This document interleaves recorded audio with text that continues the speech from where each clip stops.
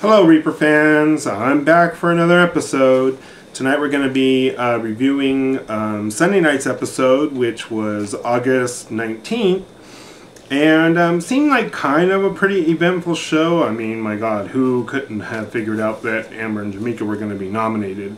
But still, the Reaper has picked out some things that I want to get off my chest. Now, the first thing is good old Jamaica, my girl Jamaica. Sitting there, shaking her head, nothing makes sense. You know, what do you mean nothing makes sense? What do you mean something's not adding up? Get a freaking calculator. You are on Big Brother, a reality show. Add it up. 2 + 2 equals a Final Four alliance. Anyway, what was really funny is they showed her after the HOH competition and after Danielle won. And my god, if you go back and look at the tape or go on CBS and look, poor Jamaica looks so constipated, you know, and her fake, oh, congratulations, and her fake smile. She has got to be the fakest person there is. You know what I mean? You're just pissed because you guys walked around there with your chest all puffed out for a week and thought you were going to rule everything, and one of your own got gone, and now you can't add. And we're going to get to Amber's vocabulary problem too. But in the meantime, I love the way Amber was in the diary room and saying, you know, I haven't really tried to play anyone in the house. What do you mean?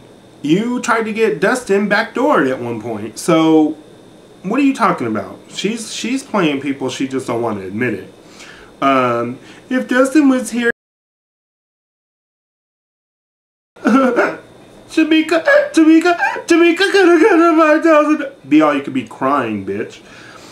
And then at the HOH competition, everybody had an excuse for why they didn't win. Jen said, oh, I had that up. And Amber said, well, 7 was my lucky number, but I knew that he only had 6 cards.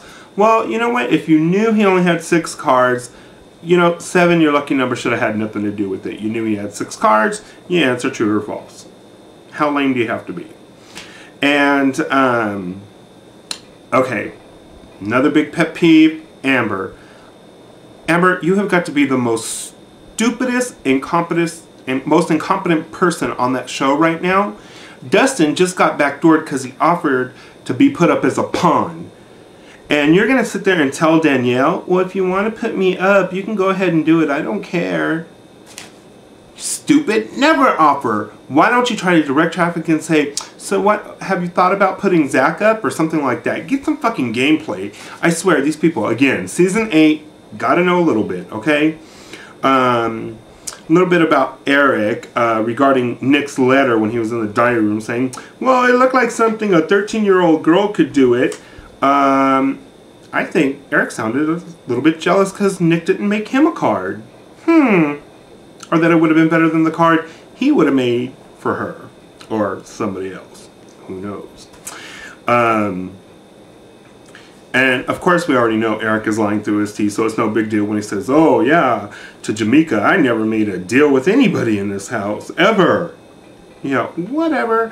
Go ahead and do your cross-dressing and you can play all you want, but you were strutting around that dress just a little too comfortable. I think you like cross-dressing, Mr. Eric. Don't you? Don't you wish your girlfriend... No, I don't wish my girlfriend was as hot as you.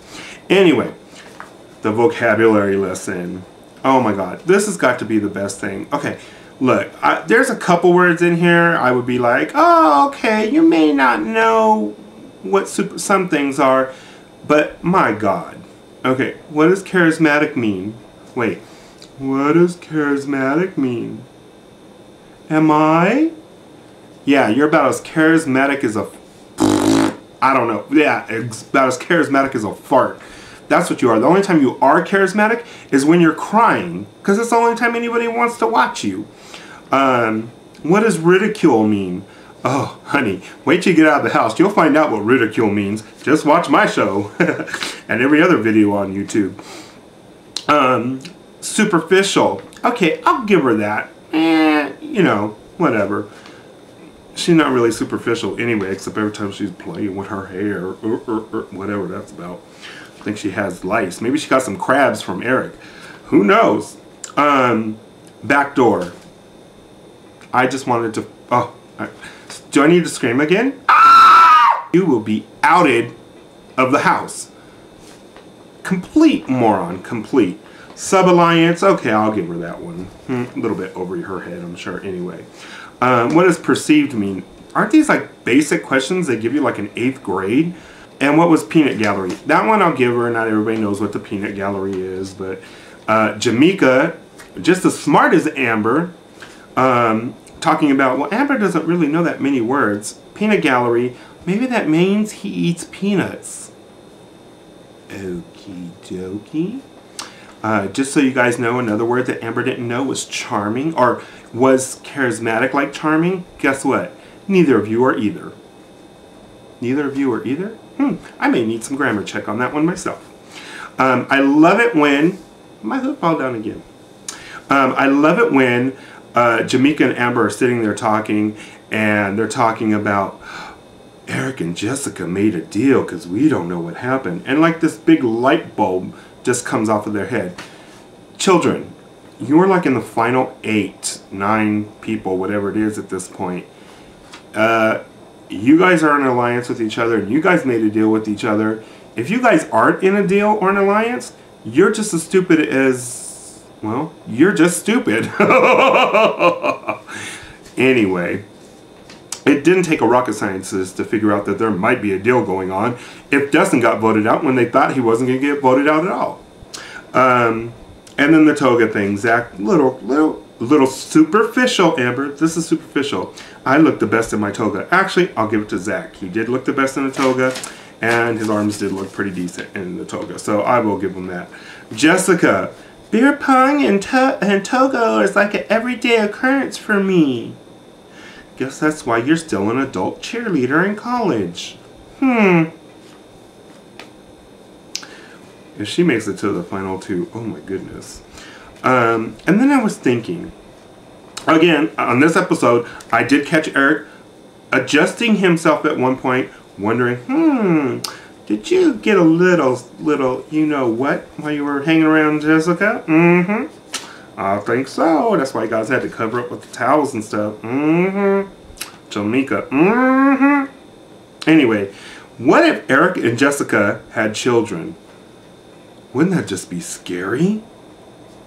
And the America's Player thing, you know what? Okay, now I'm really fed up with America's Player, because who would you like Eric to give this little stuffed animal to?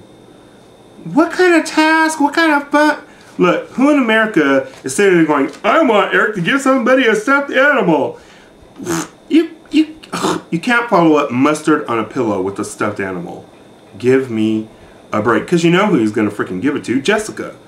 Stupid. Well, I guess it's America's vote, so we can say who he's going to give it to. But it's just ludicrous. Anyway. At the end, you know, after the nominations, and they do their little thing, and Jamaica was talking and saying, well, everything is preordained. Yeah, everything was preordained. That was good when you got the magic ping pong ball that Dick keeps talking about. And I think it's preordained that you will not be in the final 2. We'll see if my preordainment, my prediction, will be right about Jamaica. She goes, everything will be preordained, and you know God will make it right, and Jamaica will do what she has to do to make herself happy.